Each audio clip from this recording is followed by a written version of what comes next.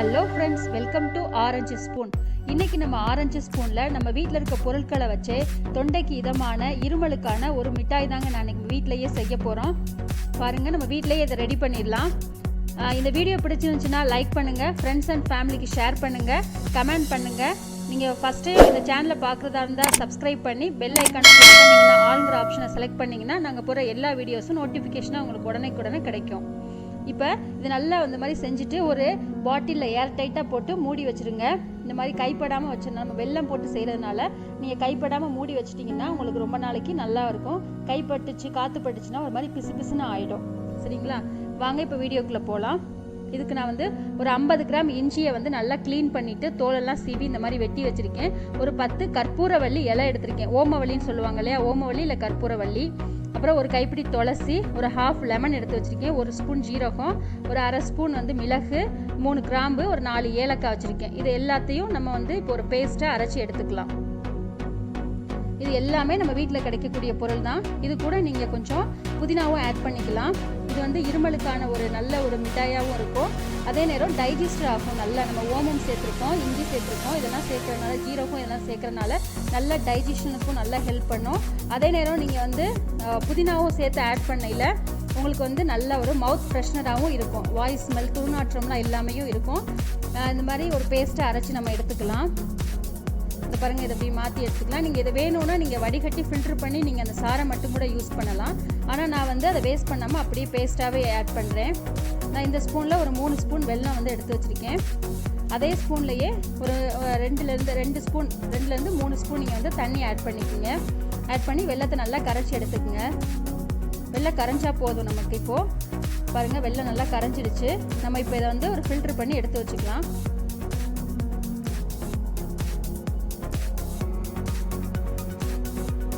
Filter பண்ணி திருப்பவும் அதை ஊற்றிக்கிறோம்.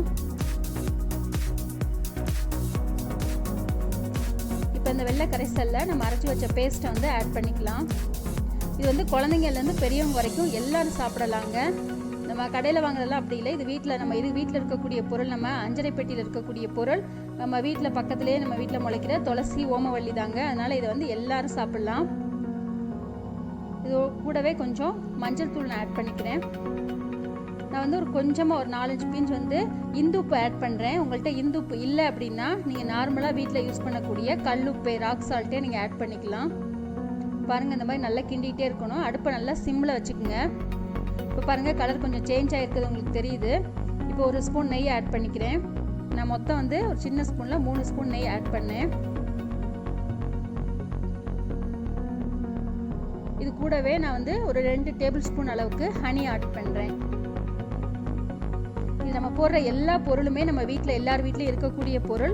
அதோட ரொம்ப தொண்டைக்கும் நம்ம இதமான ஒரு பொருள், நல்லா சாப்பிடக்கூடிய ஒரு பொருள் தான். இதில் எந்த ஒரு கெடுதலான பொருளும் நம்ம சேர்க்கலை. நீங்கள் இந்த மாதிரி ஒரு பவுலில் தண்ணி வச்சு ஊற்றி பார்த்தீங்கன்னா நல்லா கல் பதம், உருட்டு பதம் நமக்கு வரணும். அதுதான் பதம். இந்த மாதிரி நீங்கள் போட்டு தண்ணியில் போட்டு செக் பண்ணி பாருங்கள். நம்மளுக்கு இப்போது கரையுது. அப்போ இன்னும் நம்மளுக்கு அந்த மிட்டாயோடைய பதம் நமக்கு வரல. இன்னும் நம்ம கிண்டணும். இது அப்படியே உருண்டு நல்லா ஒரு அல்வா பதத்துக்கு வரும். நீங்கள் தண்ணியில் போட்டு பார்த்தீங்க அப்படின்னா நல்லா ஒரு கல் மாதிரி ஒரு பதம் வரணும். பாருங்கள், இந்த மாதிரி நல்லா இன்னும் ஒரு ஸ்பூன் நெய் சேர்த்து நல்லா ஆட் பண்ணிக்கோங்க. மொத்தம் 3 ஸ்பூன் நெய். பாருங்கள், இப்போ நல்லா கல் மாதிரி வந்துருச்சு. இந்த பதம் வந்துருச்சு. நல்லா கலர் சேஞ்ச் ஆகிடுச்சு. நான் ஒரு பிளேட்டில் நெய் தடவி வச்சுருக்கேன். இப்போ இதை அப்படியே மாற்றிடலாம். மாற்றிட்டு நல்லா கொஞ்சம் ஸ்ப்ரெட் பண்ணி விட்டுருங்க. கொஞ்சம் ஆறட்டும். வார்மாக ஆனதுக்கப்புறம் கையில் அந்த மாதிரி கொஞ்சம் நெய் தடவிட்டு நீங்கள் கொஞ்சம் கொஞ்சமாக எடுத்து உருட்டிக்கலாம். உங்களுக்கு என்ன ஷேப் வேணுமோ அந்த மாதிரி நீங்கள் செஞ்சுக்கலாம். பாருங்கள், சூடோட கை வைக்காதீங்க. வெல்லம் சேர்த்துருக்கீங்கன்னா ரொம்ப கையில் ஒட்டிக்கணும். அதனால் நல்லா வார்ம் ஆனதுக்கப்புறமே நீங்கள் இதை செய்ய ஆரம்பிக்கலாம். ரொம்ப ஈஸியாக உங்களுக்கு உருட்ட வரும்.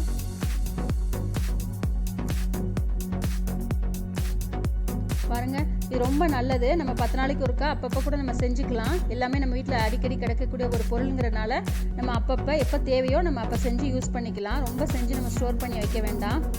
பாருங்கள், இப்போ நம்மளுக்கு 1 மணி நேரம் ஆயிடுச்சு. இந்த மாதிரி ஆகிடுக்கு. இன்னும் ஒரு 1 or 2 ஹவர்ஸில் நல்லா கல் மாதிரி உங்களுக்கு மாறிடும்.